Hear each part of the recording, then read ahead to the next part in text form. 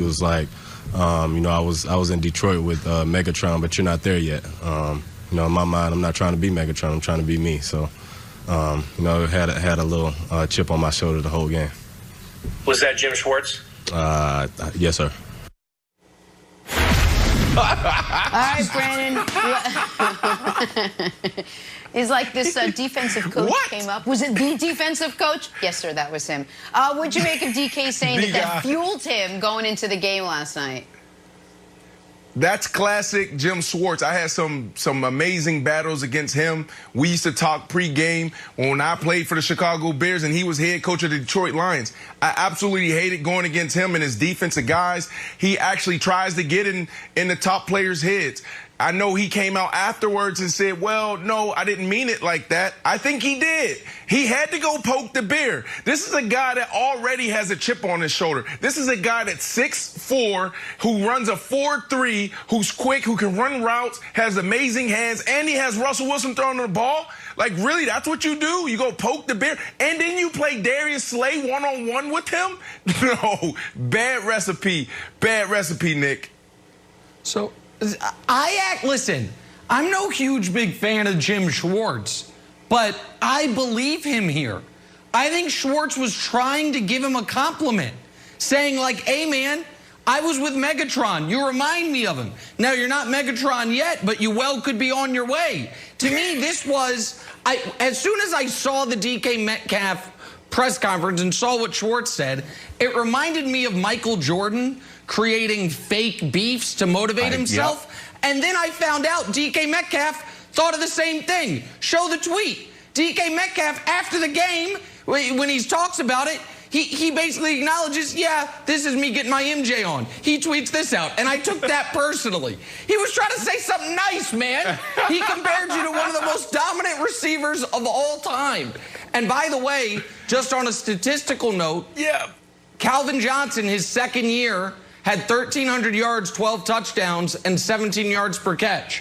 DK Metcalf this year is on pace for 1,300 yards, 12 touchdowns, and 17 yards per catch. So Schwartz might be on to something, but I don't think it was supposed to be an insult. I really think he was trying to be nice to him. I totally agree. All right, Brandon, here's a question for you. So now we know that DK Metcalf is listening at least and being motivated this. So the sword could cut both ways. Now I feel like there are things that you can say. If you can fire him up, maybe you can push him down a little bit. Because it reminded me of a different quote. There's an old NFL films tape of Bill Belichick talking to Chad Johnson. And they go over and say, hey, how are you doing? Great. He's like, yeah, you can take the day off today. He goes, what do you mean, coach? He's like, no, we call the play. It's double whatever. And he's like, no. It's like, no, take the day off. Have a nice day. And it feels like that can get into a player's head because Chad is, Chad's like, a showman, but he's like, ah. Yeah, but Chad and Belichick had a great relationship. So, no, go ahead. What's the question? If you were DK Metcalf, or if you were you and I was the coach, is there anything I could say to you that would throw you off your game? And be honest. Don't just be like, I'm Brandon Marshall. Is there anything I could say to throw you off your game? Yeah. Well, first, maybe Jim Schwartz, Coach Schwartz, intentions were pure. Maybe they weren't ill. But you can't say that to a player. You can't say you're not there yet. You're not Megatron. Are you kidding me? I don't care if you say you compare me to Jerry Rice. If I'm in my mode before the game and you come up to me and tell me what I'm not, of course I'm gonna have a chip on my shoulder. Now, is there things that can get into players' heads? 100%. But those aren't the good players. The good players understand how to straddle the fence. They understand how to control their emotions. So you want to get close to it where you're almost out of control. But once you lose control, it's a wrap. I think DK Metcalf is one of those guys who's treading lightly. If you watch all of his games, he's a high energy guy. He's super emotional, but he also doesn't go too far. So I don't think he's that type of guy that you can get in his head.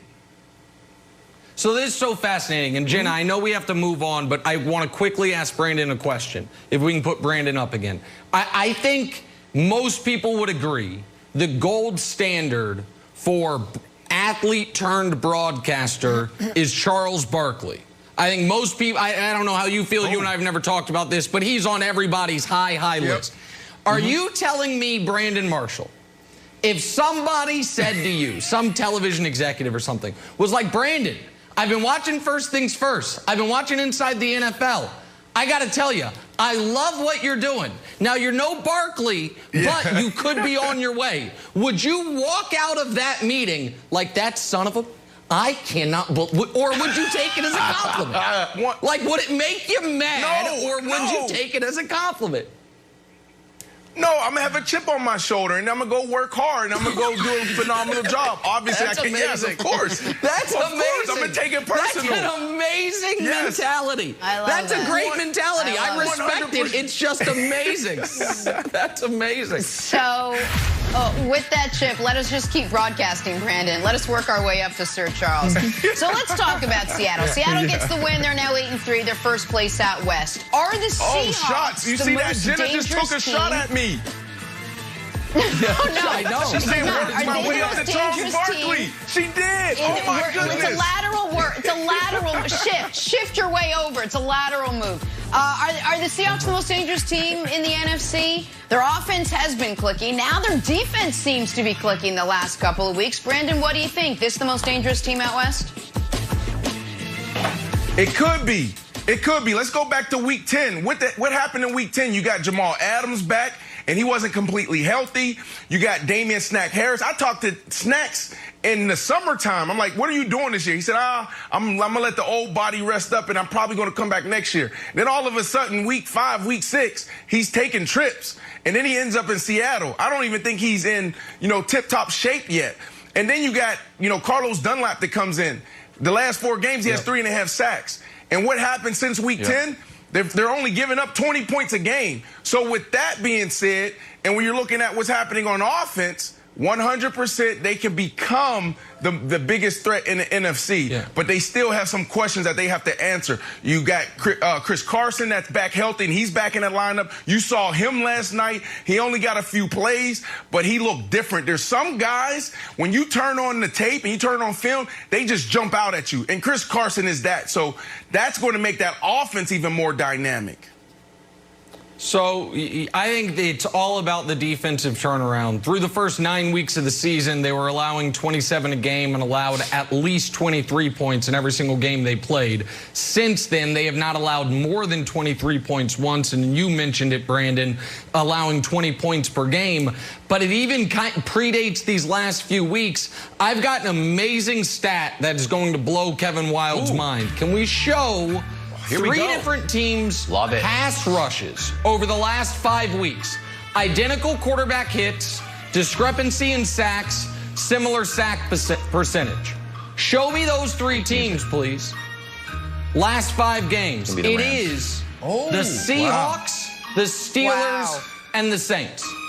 So the Seahawks, the most sacks, almost the highest sack percentage, and neck and neck with the Saints across the board, who is the other biggest competition in the NFC once the Saints stop starting a tight end at quarterback. So Wilds, I think the old sneakerhead with only one sneaker might be finding another shoe as far as what they can do defensively. I guess so, but it's hard to judge them going against the mighty Eagles offensive line. And when you look at their schedule, Christmas comes early.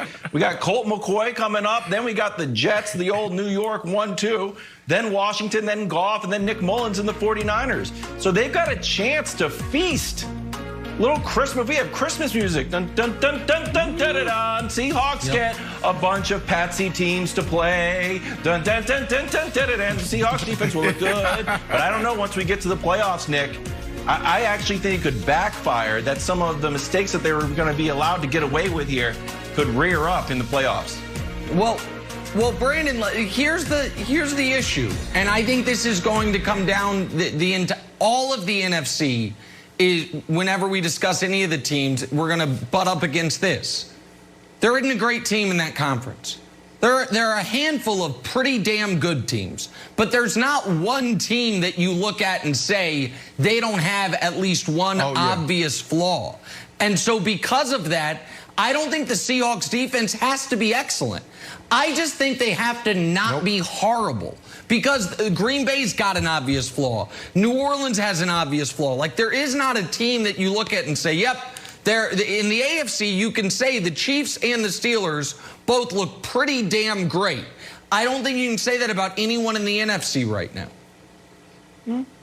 Yeah, I mean, for me, I picked the Seattle Seahawks to win the Super Bowl. Yep. And it's not because of